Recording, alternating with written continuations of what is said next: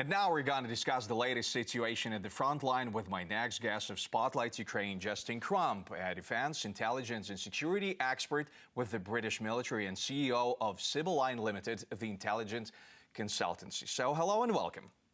Hello there. So, Russia lost more troops in Ukraine than the USSR in all the wars since the World War II, and this was reported in the Center for Strategic and International Studies just lately. So, when and how the Kremlin could be stopped? I mean, you're right. The death rate is appalling from this invasion so far, and Russian troops not only taking a lot of losses, but actually also their medical chain is very poor as well. So a lot of the people who are injured in the Russian military are dying quite quickly. When you compare that to the Ukrainian military, where far more people are getting medical care much more quickly, and it's saving more lives of soldiers. So not only is Russia suffering more due to action by Ukraine, they're losing more people due to their own lack of care. And that obviously is taking a huge toll. There is this story that Russia has so much manpower and these huge reserves of people. But we know that not to be true, and there will be a limit where these casualties are so high it causes real discontent within Russia itself. But I don't think we're there yet. The Russian people obviously are still, to some extent, backing the president. They don't really have a choice. The ones that had a choice have left, and of course we know that many people have left Russia out of fear at the moment. So there is a long way to go, I think, before these casualties would stop the war on their own. But it's certainly just one more of the Kremlin's many problems over a year into this invasion. So you think that new waves of mobilization in Russia will continue? I think Russia wants to think they can, but the last wave, they did generate a large number of people. We've seen that they're poorly trained. We've seen them performing badly in the video just showed of the attacks in Vuhledar, where single small groups of vehicles attack over the same road again and again. That is not an impressive military performance. It's very wasteful of lives.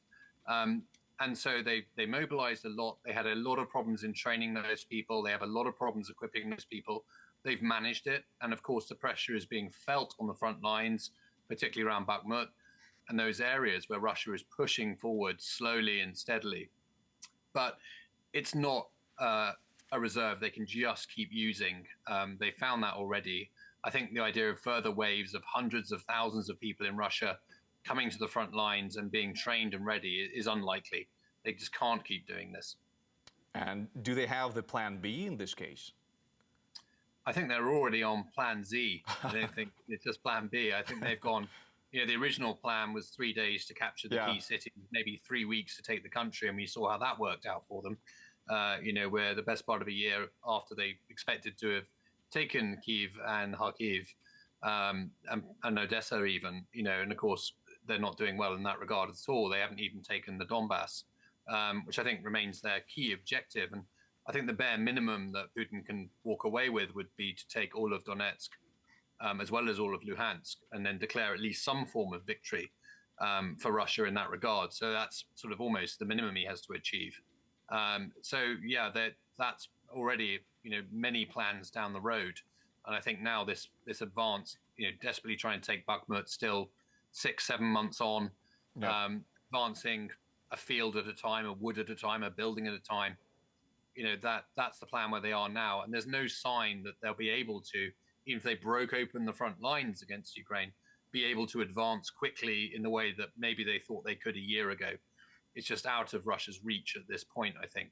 So they're already on many plans down the road. They don't have much more they can throw at this. All they can do is keep doing more of the same, as we see them do at a tactical level on the battlefield, and just keep doing that again and just hoping that eventually it works. And of course, Ukraine's just hoping to hold that off. Thank you. Thank you. Mr. Crump, you've probably heard the latest news, especially Russian mass media is spreading the reports that a subversion and intelligence group has allegedly penetrated into the Bryansk region of Russia from the territory of Ukraine and is actively working there. But meanwhile, the Ukrainian authorities claim that this is a Russian provocation. What is that? It's a very strange incident. I've been looking at it today, particularly on social media and the pictures that are being shared. It doesn't make logical sense as a move by Ukraine to have done this. Obviously, it's the Russian claim. The pictures of the people doing this, they're covered in yellow armbands and yellow markings on their helmet to make it as clear as possible that they're Ukrainian uniforms. They're claiming to be Russian volunteers fighting for Ukraine. And of course, there are many of those. We know this. So that in itself is unusual. But it's a sort of provocative move that Ukraine has always avoided doing so far in the conflict. The operations that Ukraine has conducted inside Russia have been much smaller. They've tended to be things like the attack with a couple of helicopters against Belgorod. That was sort of the first audacious pushback, I think, by Ukraine last year. And obviously these drone operations we've seen in the last week. It doesn't fit this pattern at all. It does, however, arguably fit Russia's pattern that Ukraine is a terrorist state from Russia's point of view. Ukraine is carrying out attacks on civilians, taking civilians hostages in their homes. That's a very strange special forces operation compared to targeting an oil refinery in Belgorod or military bases. It's a very different target. It's a very different action, and it doesn't make sense at the moment. So the whole thing is quite suspicious, and it certainly serves the Kremlin's interest, I'll be honest, in portraying Ukraine in the worst possible light at this point. It's remotely possible it is Ukrainian forces in some way, but it doesn't make any sense that it would be at this time, and certainly not working under the direction of the senior leadership in Ukraine. So at the moment, we're waiting to see, but it looks pretty suspicious. Do you believe that can be the start of the civil war in Russia, as some experts and in Ukraine say? So from the inside, against Putin's regime? We've certainly seen acts of resistance inside Russia, from small-scale things like torching of recruitment centers, potentially sabotage in other buildings, and escalating as far as acts, for example, people sabotaging military equipment. We've seen helicopters being sabotaged at air bases with people filming themselves doing that. And of course, outside Russia, but in Belarus, you've seen the drone footage from the airfield where the Russian airborne command and control aircraft are flying from. And there's a drone footage today of that drone flying around that airfield unimpeded, that is clearly being flown by people locally. Railway attacks, of course, railway sabotage has been going on as well. So these acts have been continuing. I think the prospect of Russia disintegrating, full-scale civil war in Russia, I think it's some way away at the moment.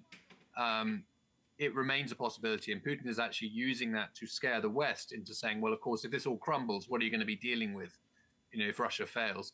And of course, also speaking to his own people to say the West is trying to dismember Russia. They're trying to break Russia up. So again, that is a narrative that helps Putin in a way. It helps him try and get the West to stop supporting Ukraine. I don't think he'll ever be successful in that. But he can point it towards his own people and say, we should be scared. These are the things that are happening, and the country could crumble. We are under attack from NATO. We're under attack from the outside, which is not true. So I think there are definite signs of discontent. A long way to go in Russia. Of course, the Russian people are very controlled. They're used to being controlled. The media is controlled. The message is controlled. They know it. They're putting up with it. They don't know what else to do at this stage. And eventually, as we started, it could eventually get worse for them. But I think there's a way to go before it reaches that point of maybe widespread disobedience and resistance. Yeah, just a new weapon in threatening people in Russia. And my last question, Mr. Crump. So do you believe that Ukraine can win this war till the end of 2023? Yes. I think we don't know what the outcome of the war eventually looks like. I would say the fact that we're over a year on from the invasion by one of the world's top 3 militaries, as we thought at the time, against Ukraine, and a country that at the time wasn't even sure the invasion was coming, wasn't necessarily prepared to defend itself. If you remember those uncertain times in the week before the invasion and the month before the invasion, a year on, we're talking about whether Ukraine can win or not. That's already a victory, the fact that Ukraine is still in the fight. And of course, has recaptured huge swathes of territory that were lost to the Russians at the start, when the Russians had the advantage of organization and surprise, has pushed back in Kharkiv, has pushed back in the south, and is holding the line in the Donbass against very heavy pressure, has forced Russia to mobilize hundreds of thousands more people to replace losses. In no way is this a Russian victory at this point. So by default, Ukraine is effectively even winning by staying in the fight against Russia. And I think there's the opportunity for Russia to get pushed back further by Ukraine. I think, will we see the liberation of the Crimea? Will we see a liberation of southern Donetsk, southern Luhansk? that's the sort of area I think that's being much more debated as to what does an end look like, particularly from Western donors. Would we ever see an invasion of Russia itself? Those sorts of questions that people are looking at. And I think that's a much more grey area. But I think there's widespread support for Ukraine at least to push Russia back to the borders that we saw before the invasion. Now, that may not be enough for everyone in Ukraine who would want to liberate the Crimea, maybe want to liberate southern Donbass. But I certainly think there's support for Ukraine pushing as far as we saw a year ago. And, that's not a bad place to end the conflict in many ways. But of course, will the conflict end? This is not a war that started last year, as your viewers well know. This is something that started in 2014 openly, and long before that, I think, quietly in long history here. So even if the fighting ends, is that the end of conflict with Russia? I think not, in the way we see it. So there's a long way to go in the future. But Ukraine, I think, can definitely achieve more on the battlefield this year with continued support, with continued resolve from the West. And we believe that will continue. Thank you. Thank you so much for this conversation. And Slava Ukraini.